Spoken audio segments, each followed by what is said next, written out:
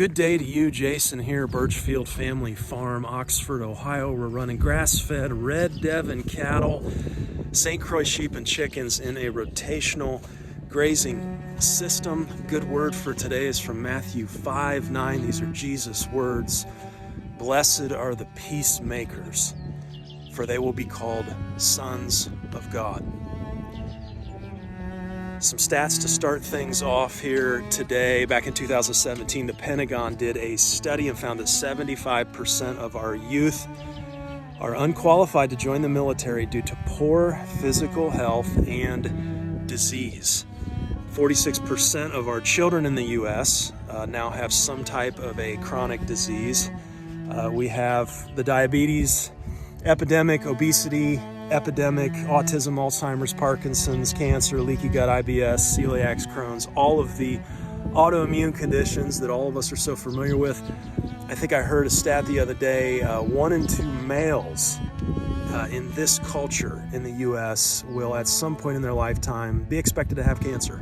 That's 1 in 2, 50%. There is no debating we are sick. We are a sick culture on so many levels. No debating that. But I'm curious today, going back to Jesus' words and the peacemakers. The peacemakers, I always thought of this concept as getting in between a fight, breaking it up, promoting peace. I think that's certainly part of it. But what if the peacemakers of this culture, the sons and the daughters of the living God, are humbly building soil and solving, healing these issues? They say that healthy soil can mitigate floods, famine, even war. What if the peacemakers of our current day and time, what if these folks are busy humbly building soil? That's my question today. We have a wet one here on the farm, between 3 and 4 inches of rain here that we've received, more on the way over the weekend. Just very, very sloppy. You can see cattle are out there. Can't really see it too well from here, but quite a bit of pugging. We kind of keep them in one area this time of the year just to try and lessen that. But I need to do a sheep move today. We'll take you out for that. Then I want to talk about a question from a viewer. 20 sheep. He has 20 Barbados black belly, I believe it was. And he has somehow come into these sheep through someone else here. Sounded like, kind of landed in his lap here. But he has 2 acres. I thought, that would be a really, really great discussion for the channel. Let's talk about that. 20 hair sheep on 2 acres. He was asking for advice. How would I go about that? Let's talk about that a little later. Let's get out and do a sheep move. Okay, Hungry Mama's here. We're coming off of 7. Coming on to 6, so we're moving backwards here. We'll take a look, but let's get them moved here.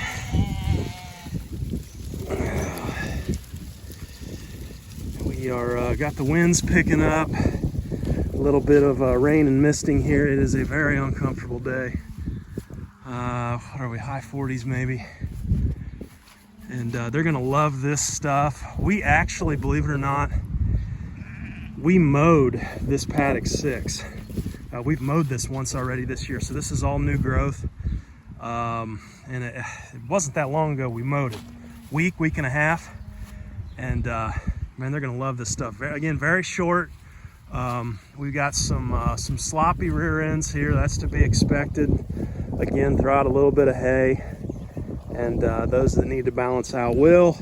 We'll get that free choice mineral moved over here, let them get into that, but you can see what we're coming off of here.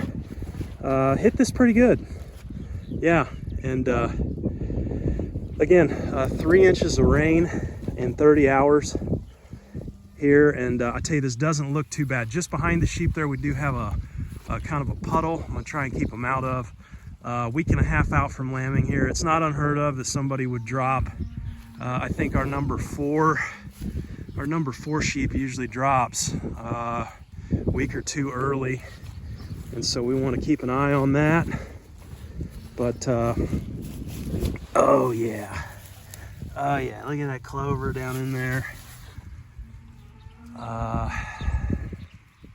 This is what it's about. Okay, out with the sheep here right at dusk. I'm gonna try and shoot the rest of this video here before we get dark. Viewer Rick Nelson had a comment. He came into 20 Barbados black-belly sheep. I think the word he used was adopted. Don't know what all that means. I don't even know where you're at, Rick, or what your climate's like, or your recommended grazing rate per acre. So I say all that up front here. I'm going to be saying, you asked for advice, I'm going to be saying what I would do. He's got 20 sheep on 2 acres. I'm splitting each of those acres into 16 paddocks. So 1/16 of an acre. An acre is 43,560 feet. A 16th of an acre then would be 2,722 feet. It doesn't matter the dimensions on either side as long as you come up with 2722 square feet. I'm probably using netting, okay, for them initially just to kind of see how things go. Again, I don't know your recommended stocking rate for your area. It's going to be determined by climate and rainfall. We're 40 inches plus of annual rainfall here a year, so very good environment here where we're at in Southwest Ohio for grazing. Now, we know Andre Voisin's work, Grass Productivity, great read. You can get your hands on that, but he basically is making the case for if you want to maximize grass productivity, grass growth on a per acre basis, then we need to be resting for twice as long in the fall versus the spring. Okay, so how do we practically apply that? What I've seen here, it's about 18 days of rotation in the spring. So 18 days of rest in the spring, and then come fall, we want to do about 32 to 36 days of rest. In this case, it's going to be 32 days. That's what you're going to have paddock-wise. And so I'm gonna set up a rotational grazing system with those 20 sheep on 2 acres. That's what I'm gonna do very first thing. I'm gonna make daily moves. Okay, and then in the spring what I'm gonna do is I'm gonna graze about 16 to 18 of those paddocks and I'm gonna come back. Okay, that's what I'm doing in the spring. And the additional paddocks, I'm using some kind of a mechanical mower, very simple. I'm collecting grass and I'm packing it in an airtight container. Anaerobic environment. I'm going to make very high quality haylage for the winter. Okay, that's what I'm going to put away with the paddocks that aren't being used. Come back every 18 days and start to lengthen that as you get into June, then July, with the goal of when you hit August and September, you want to be at full 32 days. You want to be using all of those paddocks. The other thing we've discovered is the live weight animal per acre is important. So the higher, generally speaking, the higher that you can get that, and still obviously giving animals what they need, the better the improvement in the pasture over time. We've discovered with multi-species grazing, cattle and sheep, that about 40,000 pounds of live weight animal is about a starting place where you're getting away from selective grazing into non-selective grazing. That's what we want to do. You know, in that type of a system there, you're going to be running, if 10 sheep or 1 animal unit or 1,000 pounds, you're going to be running about 32,000 pounds of live weight animal per acre, which should be, in our environment here, that would be about right.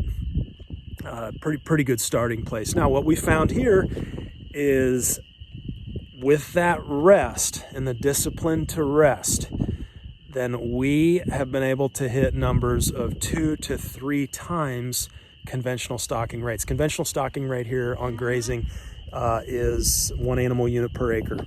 And we've been at consistently year after year 2 to 3 times that amount. And so what am I doing with 20 sheep on 2 acres to start? I'm setting up some kind of a rotational grazing system, even if you can only quarter each acre.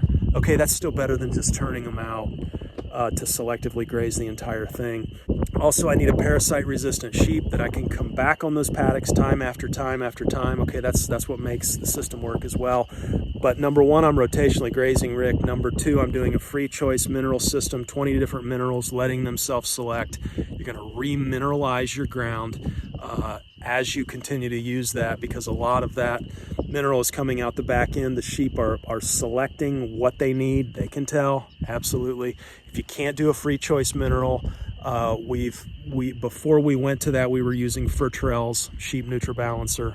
If that's what you got to do, okay. But that's going to be inferior to a 20 compartment free choice mineral. Last thing I'm doing, then you want to heavily cull anybody that's skinny, that's thin, that's not thriving. You can FOMACHA score, keep track of weights is something we do here, and whoever is not thriving, you're going to cull, you're going to make meat. What can you get off of that system? Well, if each of the 20 ewes, you're going to have to bring in a ram at some point, right? But if each of the 20 ewes is twinning, which is typical for hair sheep, then you're looking at 40 lambs.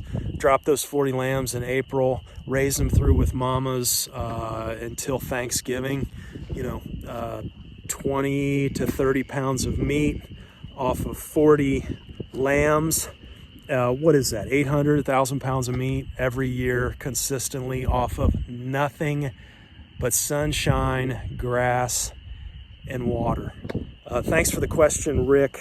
We also help folks. We have a consulting side to our business. If we can help you, get a hold of me through the website, birchfieldfarms.com. I'm running out of daylight here.